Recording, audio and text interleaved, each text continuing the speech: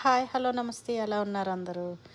ఏంటా అని చెప్పి చూస్తున్నారా? గోంగూర అండి, అది గోంగూర పచ్చడి చేశాను. ఆంధ్ర గోంగూర పచ్చడి చాలా బాగుందండి.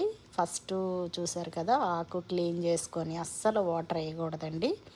ఇది స్మాల్ పెట్టానండి, షార్ట్ కింద పెట్టాను. ఫుల్ వీడియో కావాలనుకుంటే నా ఛానల్లోకి వెళ్ళి చూడండి, అమెరికా తెలుగు నేస్తం. ఇది చాలా చాలా రోజులు ఉంటుందండి, 6 మంత్స్ అలా ఉంటుంది.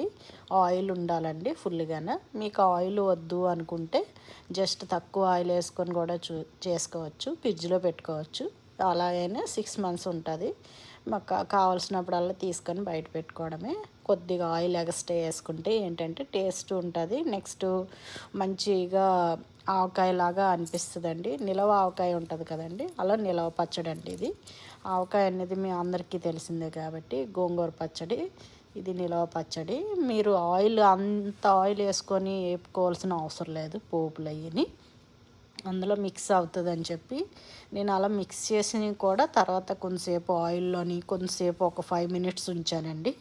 ఎందుకంటే అదంతా మసాలా అంతా ఉంటుంది కదా. నేను మసాలా ఏం కాదు, ధనియాలు, జీలకర్ర, ఆవాలు, మెంతులు వేసాను వాటిల్లోని. తర్వాత పోపు పెట్టుకున్నప్పుడు మాత్రం అవన్నీ వేసుకోవాలి. చాలా బాగుంది టేస్ట్ అయితే. లైక్ చేయండి, షేర్ చేయండి, ఫాలో అవ్వండి. ఇంకా అవన్నీ వేసుకుంటేనే బాగుంటాయండి. మీరు పోపులు మీకు ఎల్లుల్లి నచ్చలేదు అనుకుంటే తీసేయచ్చు. చెప్పాను కదండి, నా ఫుల్ వీడియోలో ఉంటుంది, వెళ్ళి చూడండి మీకు నచ్చితే. ఇది ఇది మాత్రం ఒక 6 months దాకా ఉంటుంది.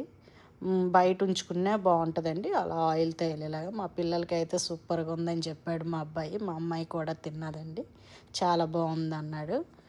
మరి ఇంకేంటండి లేటు, ట్రై చేసి చెప్పండి.